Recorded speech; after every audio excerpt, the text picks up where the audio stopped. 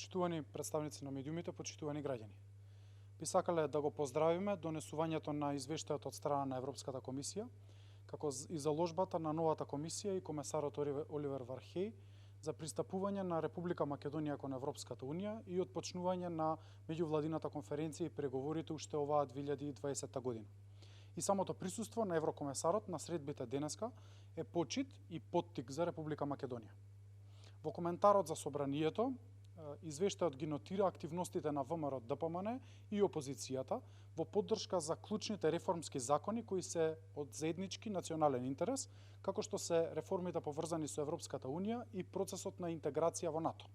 Со ова, јасно се дава до знаење дека опозицијата била и е секогаш во поддршка на евроатлантските интеграции на Република Македонија преку вистински дела и придонес, а не преку празни флоскули. Но, извештајот јасно кажува дека Македонија има уште многу домашни задачи. За многу аспекти за кои ВМРО ДПМН предупредуваше дека се антиевропски, Европската комисија забележува и во својот извештај. Прво, Европската комисија се задржува на корупцијата. Во извештајот се забележува дека таа е распространета во многу области и треба да се обезбеди поактивен пристап од сите чинители кои се занимаваат со спречување и борба против корупцијата. Тука се надополнува и зајакнувањето на борбата против специфични форми на криминал, како што се перење пари и финансиски криминал. Второ, за Европската комисија предизвикува загриженост и треба да се ограничи зголемувањето на употребата на брзи постапки при донесување на законите во собранието. Европското знаменце и брзите постапки беа злоупотребувани од мнозинството на власт во десетици наврати за носење закони за фабрики за марихуана, а и за правосудството. Трето, се забележува дека Македонија е умерено подготвена со реформата на својата јавна администрација, како и дека судскиот систем има одредено ниво на подготовка, односно е умерено подготвен.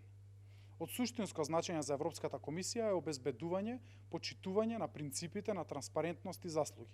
Тоа значи дека нема место за владиниот непотизам и превработување на послушници и партиски војници во општините во време на најголема светска криза. Четврто, за изборите за кои власта се фали дека биле најдобро организирани, за прв пат имаме став дека класично била подкопана правната сигурност на овие избори, имено, исто како и според ОПСЕ, извештајот вели дека правната стабилност е подкопана со значителни ревизии на правната рамка и владините уредби, а за подсетување на јавноста, власта брутално направи промена на изборниот законник без знаење и согласност на опозицијата, 5 минути пред отпочнување на изборната кампања, со која власта си ги зголеми за двојно своето рекламирање пред опозицијата. И конечно, во делот на економијата, се нотира дека Македонија постигнала ограничен напредок за време на извештајниот период и ова е најниската од оценките за напредок кои ги добиваме како држава. Извештајот вели дека спроведувањето на јавните капитални трошоци останува значително мало, а дека нема обезбедување ниту на стабилизација на јавниот долг. Поголемо внимание во овој дел треба да се посвети на драматичниот пад на странските директни инвестиции и процесот на дезинвестирање кој се случува оваа година. Понатаму, опасноста што јавниот долг како критериум за пристапување кон Европската Унија од Мастрихт надминува 60%, но и бројните незаконитости на постапките за јавни набавки поврзани со ковид кризата се огромен проблем. Сепак, не можеме да не се осврнеме на неколку клучни проблеми со кои се соочува македонското општество од мафијата на власт, а кои не се регистрирани во извештајот. И тоа, прогонот на десетици новинари, кои размислуваат поинако од власта и кои критички ја анализираат нејзината работа. Овие новинари секојдневно се заплашуваат со тужби, повикување во полиција и прогон кој е несвојствен за една европска држава. Второ, молкот на обвинителството за над 30 кривични пријави за подкуп на изборите.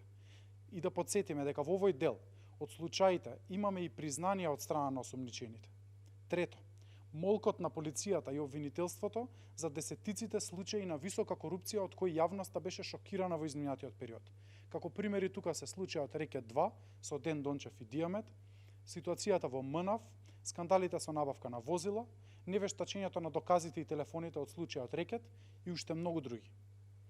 Фрапантното зголемување на задолжувањето на над 60% од бруто домашниот производ, пари кои се трошеа за подкуп на гласачите пред изборите.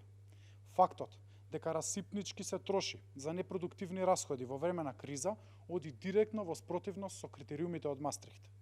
Сето ова ги направи изборите кои изминаа талибански организирани, а волјата на гласачите беше брутално злоупотребена. Од извештајот се забележува дека фокусот на Европската комисија во наредната година ќе биде на способноста за градење на административниот капацитет и ефективната имплементација на законите во пракса. Тоа е нашата првична домашна задача. Затоа, во периодот што следи, како и досега, ВМРО-ДПМН будно ќе ја следи работата на владата и ќе предупредува за бројните скандали кои веќе се во најава. Како ВМРО-ДПМН остануваме посветени на евроатланскиот пат на Македонија, најмногу при градење на заеднички консензус по националните прашања.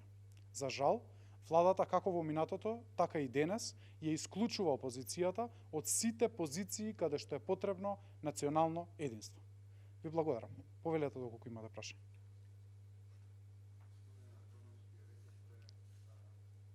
На кој начин да се спречи финансискиот криминал и перењето пари? Дали вие како опозиција сте подготвени да понудите некои законски решенија во тој поглед?